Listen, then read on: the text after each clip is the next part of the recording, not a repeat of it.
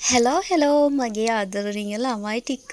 Welcome live with me YouTube channel. And today is my birthday. ඉතින් ඔන්න අද මැයි 19 මගේ උපන්දිනය වෙනුවෙන් හනියෙන් කේක් එකක් කපලා සතුට වෙනවට වැඩිය ගැහෙන හදවත් ඇති යාළගේ කුසගින්න නිවලා ලබන සතුට මොට කාලාන්තරයක් මතක් කර කර පින් පුරව ගන්න පුළුවන් නිසා මෙහෙම දෙයක් මං වෙනුවෙන් මං කරන්න ඕනි කියලා මං හිතුවා. ඉතින් මං ඔයාලගෙන් වීඩියෝ එක පටන් ගනිද්දිම ගොඩක් ආදරෙන් ඉල්ලනවා වීඩියෝ එක අන්තිම වෙනකම්ම බලන්න. වීඩියෝ එක අන්තිම වෙනකම්ම බලලා ඒ පින දැකලා සතුටු වෙලා ඒ පින ඔයාලත් අනුමෝදන් වෙන්න කියලා. ඉතින් ඔන්න අද මගේ දවස. හරිද? මේ වීඩියෝ එක මං ඔයාලත් එක්ක ෂෙයා කරගන්න ගමන් මගේ වීඩියෝස් ගොඩක් බලන්න ගෑනු ළමයිනේ. ඉතින් මගේ ජීවිතේ මං ගැන මගේ පර්සනල් ලයිෆ් එකේ සමහර දේවල් ගැන ඔයාලත් එක්ක චුට්ටක් ෂෙයා කරගන්න ඕනේ කියලා හිතුණා. ඉතින් ඒ වගේ චූටි දේවල් ටිකත් අපි වීඩියෝ එක අතරමැදදී කතා කරන්න බලාපොරොත්තු වෙන්. මේ විදිහට අපේ කතාව පටන් ගමු. ඉතින් ඔන්න යාළට කැම ටික හැදෙන විදිහ ඔයාලට වීඩියෝ එකේ පේනවනේ. ඉතින් මගේ YouTube channel එකේ දැන් subscribersලා 1100ක් ඉක්මවලා ඉන්නවා. ඉතින් ඒ ඔයාලගේ ආදරයට මට දුන්න ආදරයට මං ගැන තියපු විශ්වාසයට ඔයාලට ගොඩාක් ස්තුතියි. ඉතින් මට එහෙම ආදරය කරන ඔයාලා කැමති ඇති මගේ විස්තර එහෙම චුට්ටක් මගේ වතකොත් එහෙම චුට්ටක් දැනගන්න. එහෙම නේද? මං ගැන ඔයාලත් එක්ක කියන්න පටන් ගත්තොත් මගේ පවුලේ අම්මා තාත්තා මල්ලි මං කියන 4 දෙනෙක් තමයි මගේ පවුලේ ඉන්නේ. ඉතින් මං මැරිඩ් කෙනෙක්. මං ටීචර් කෙනෙක් වෙන්න නෙමෙයි මගේ ආසාව. ඇත්තටම තිබ්බේ මගේ ඉස්සර ඉඳන්ම හිණයක් තිබ්බා. එයා හොස්ටර් කෙනෙක් වෙන්න. ඒත් ඉතින් අනේ මොනව කරන්නද? පවුලේ එකම කෙල්ල වෙච්ච මං නිසා අම්මා තාත්තා එයාලගේ තිබ්බ ආදරෙත් එක්ක ඒ දේට එච්චර කැමැත්තක් තිබ්බේ නැහැ. එයාලගේ අස්මානෙන් එහා මාව යවන්න. ඉතින් ඒ හිනේ මට හැබෑ කරගන්න බැරි වුණා. ඒ ගැන චූටි දුකක් තියෙනවා. ලොකු දුකක් නෙමෙයි ඉතින්. මං ප්‍රාථමිකාංශ පාසල් ගුරු පුහුණු ඩිප්ලෝමා ධාරණියක් වුණාට මං අවුරුදු 1මාරකට වඩා දරුවන්ට ඉගැන්නුවට ඒ අංශේ මං වැඩි කාලයක් රැඳුනේ නෑ. ඉතින් ඊන් පස්සේ මූල්‍යාංශයේ රැකියාවක් මං කළා. ඊටත් පස්සේ ප්‍රධාන පෙළේ අර්ධ රාජ්‍ය අංශයේ රෝහලක හෙද විදුහලක ගොඩාක් වගකීම් සහගත තනතුරක් දරපු කෙනෙක් තමයි මං.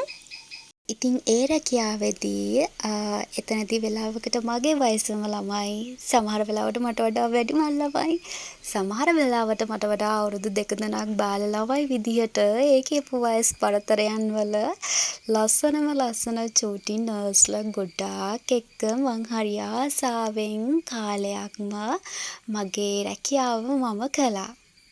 ඉතින් ඒ රැකියාවේදී වගකීම් වගේම ගොඩාක් ආදරේ මට ලැබුණා එයාලගෙන්. මොකද එයාලාත් එකම වගේ ඒ කියන්නේ ජෙනරේෂන් එකේ අය තමා එකම ජෙනරේෂන් එකක අය තමා. ගොඩාක් අර වයස් පරතර තියන අය ගොඩක් අඩුවෙන් තමයි ඉඳියේ.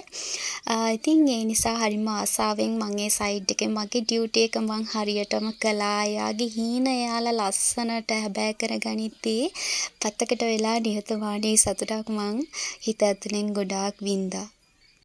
කතාවෙන් කතාව කෑම ටිකත් හදාගෙන ඔන්න මම මේ අපේ තාත්තත් එක්ක කෑම ටික බෙදන්න එයාලා හොයාගෙන යන ගමන් තමයි මේ. ඉතින් මේ තියෙන්නේ උණවටුනේ යටගල රජමහා විහාරය කියන පන්සල් භූමිය. ඉතින් මෙතන ගොඩාක් සත්තු ගෙනල්ලා දාලා ඉන්නවා එයාලට. ඇත්තටම ගොඩාක් කන්න නැහැ. ගොඩක් බඩගින්නේ තමයි එයාලා ඉන්නේ. සාමාන්‍යයෙන් සත්තු 10කට 15කට වැඩිය මෙතන ඉන්නවා. ඇවිදලා හොයලා බැලුවොත් 10ක් 15ක් විතර ඔයාලට කෑම එහෙම දෙන්න එනවා නම් එහෙම කෑම දෙන්න ආසාවෙන් ඉන්න කෙනෙක් නම් මෙතන ලොකු පිරිසක් සත්තු ඉන්නවා බඩගින්. එයාලට කෑම පන්සලෙන් එහෙම කෑම වැටෙන ටිකක් විතරයි. ඒ ඇරෙන්න කිසිම කෑමක් බීමක් මෙයාලට හම්බ වෙන්නේ නැහැ. ගෙවල් වල සත්තු හදලා කොයිම වෙලාවකවත් එයාලා ලෙඩ වුණාට පස්සේ පාරට නම් ගෙනත් දාන්න, එයාලව අතරමං කරන්න ඒ වැඩේ නම් කරන්නම එපා. මොකද ගෙදරක ආදරෙන් සතෙක් හදලා ඒ සතා එක්කෝ ලෙඩ වුණාම එහෙමත් නැත්තම් වයසට ගියාට පස්සේ ඒ සතාව පාරට ගෙනල්ලා අතෑරියම ඒ සතා කොච්චර අසරණ වෙනවද කියලා තේරෙන කෙනෙක් නම් එහෙම දෙයක් කරන්නේ. නොතේරෙන අය තමයි ඒ වගේ දේවල් කරන්නේ. එහෙම වැඩ කරන්න එපා. මොකද මනුස්සයෙක් වුණත් සතෙක් වුණත් ජීවිතේ කියන්නේ ජීවිතේම තමයි.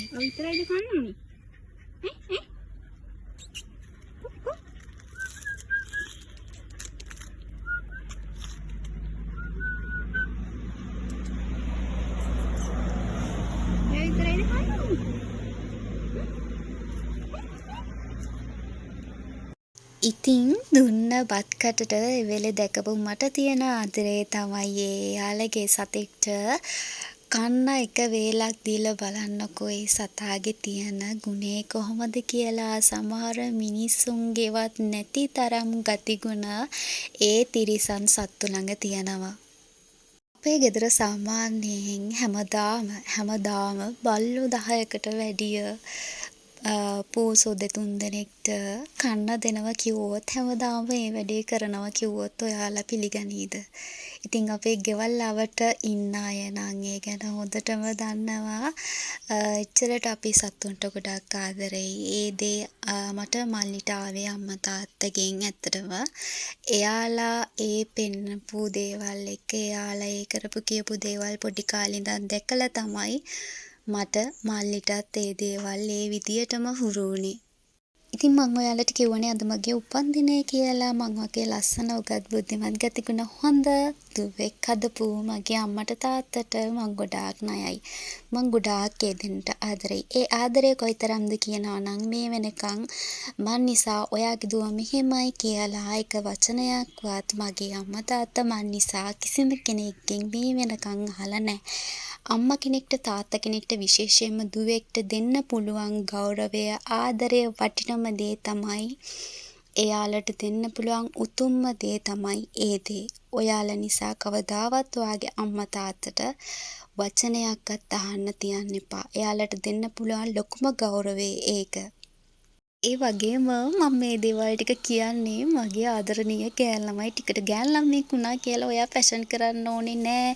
ඔයා දිගට අඳින්න ඕනේ. ඔයා දිගටම ඇඳගෙන ඉන්න ඕනේ. එහෙම කියලා දෙයක් නෑ. ඔයා කොට අඳින්න ඕන තැනට කොට අඳින්න. ඊට පස්සේ ඔයා දිගට අඳින්න ඕන තැනට දිගට අඳින්න. ඔයා කැමති විදියට ඇඳලා කළා මේ ජීවිතේ හරිම ටිකයි ළමයි.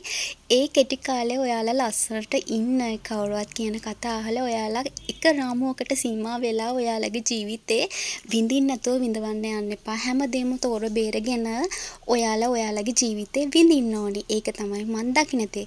කවදාවත් කිසිම කෙනෙක් නිසා ඔයා කැමති දේවල් නොකර අසතුටෙන් ඉන්න හදන්න එපා. ගෑනු ළමයි hina වෙලා මල් වගේ ලස්සනට ඉන්න ඕනේ. ගෑනු ළමයි ජීවිතේ විඳවන්න නෙමෙයි විඳින්න ඕනිමයි. වගේම අම්මා තාත්තා නිසා ඔයාලට ඔය හම්බ වෙච්ච ජීවිතේ ඔය හම්බ වෙච්ච ලස්සන රූපේ තියාගෙන ඔයාලා හරි ලස්සනට බැබලෙන්න. ආසේ හරි ලස්සනට තටු විහිදලා පියාඹන්න. සමාජයේ ලස්සනට ජීවත් වෙන්න හැබැයි සමාජයේ ගැන දැනගෙන. සමහර වෙලාවට අපේ ජීවිතේ සුන්දරම නැත්තම් එහෙමත් නැත්තම් අපේ ජීවිතේ විශ්වාසවන්තම කියලා සුන්දර විශ්වාසවන්තම කියලා අපි සමහර අය ලං කරගත්තට පස්සේ ඒ අයම සමහර වෙලාවට අපේ ජීවිතේට අසුන්දර මතක අවිශ්වාසවන්තමකම අපේ ජීවිතේට ඔප්පු කරලා යන මිනිස්සු ඉන්න පුළුවන් මේ සමාජයේ. ඉතින් එහෙම සමාජයක ඔයා හරි ලස්සනට ඔයාගේ ජීවිතේ විඳින්න මිනිස්සු ආශ්‍රය කරද්දි හරි පරිස්සමින් මිනිස්සු ආශ්‍රය කරන්න. එහෙනම් ඉතින් මේ වෙනකන් මාත් එක්ක වැඳලා ඉඳපු ඔයාලා හැමෝටම ගොඩාක් ස්තුතියි. ගොඩාක් පිං. එහෙනම් ගිහින් එන්නම්. ඔයාලා හැමෝටම සුබ දවසක්.